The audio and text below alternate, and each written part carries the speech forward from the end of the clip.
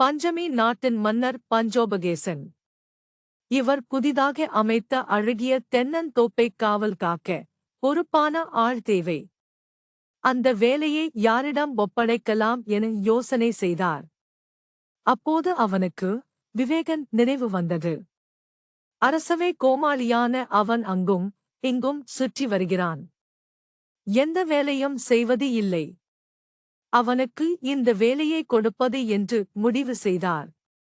இந்த நிலத்தில் தென்னங்கன்றுகள் நடப்போகிறோம். இவற்றைப் பாதுகாக்கும் பொறுப்பு உன்னுடையது. இந்தக் கன்றுகளை இரவிலும் பகலிலும் நன்றாக பார்த்து கொள்ள வேண்டும். கவனமாக நடந்து கொள் என்றார். அரசே, நீங்கள் சொன்னது போலவே நடந்து கொள்வேன் என்றான் விவேகன். அங்கே தென்னங்கன்றுகள் நடப்பட்டன. அவற்றிற்கு காவல் இருக்கத் தொடங்கினான் விவேகன். பகல் வேளையில் அவற்றைப் பார்த்துக் கொள்வது அவனுக்கு எரிச்சலாக இருந்தது. இரவு வந்தது. வீடு செல்ல வேண்டும். தென்னங்கன்றுகளையும் பார்த்துக் கொள்ள வேண்டும். என்ன செய்வது என்று சிந்தித்தான். நல்ல வழி ஒன்று அவனுக்குத் தோன்றியது.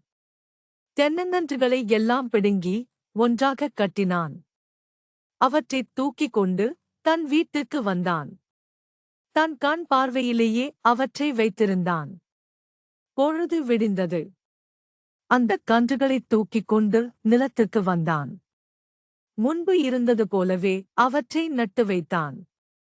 பொழுது சாய்ந்ததும் அவற்றைப் பிடுங்கி எடுத்துக்கொண்டு தன் வீட்டிற்குச் சென்றான். இப்படியே தொடர்ந்து நடந்து வந்தது. ஒரு வாரம் சென்றது. தென்னங்கன்றுகள் எப்படி இருக்கிறது என்று பார்ப்பதற்காக அரசர் அங்கு வந்தார். தென்னங்கன்றுகள் அனைத்தும் வாடி கிடப்பதைப் பார்த்தார். கோபம் கொண்ட அவர், நீ பொறுப்பாகத் தென்னந்தோப்பைக் காவல் காப்பாய் என்று உன் பொறுப்பில் விட்டேன். எல்லாக் கன்றுகளும் வாடி கிடக்கின்றன. என்ன செய்தாய் என்று கத்தினார். அரசே, நீங்கள்தான் இவற்றைப் பகலிலும் இரவிலும் நான் காவல் காக்க வேண்டும் என்றீர்கள். இரவில் நான் இவற்றை வீட்டுக்கு எடுத்துச் சென்று பாதுகாத்தேன். பகலில் மீண்டும் இவற்றை இங்கே நட்டேன். நீங்கள் சொன்னது போலவே நடந்து கொண்டேன். இவை ஏன் வாடிவிட்டன என்று எனக்கும் தெரியவில்லை என்றான். இதைக் கேட்ட அரசர், இவனிடம் போய் இந்த வேலையை கொடுத்தோமே என்று தலையில் அடித்துக் கொண்டார். அப்பாடா, தப்பித்தோம் என பெருமூச்சு விட்டான் விவேகன்.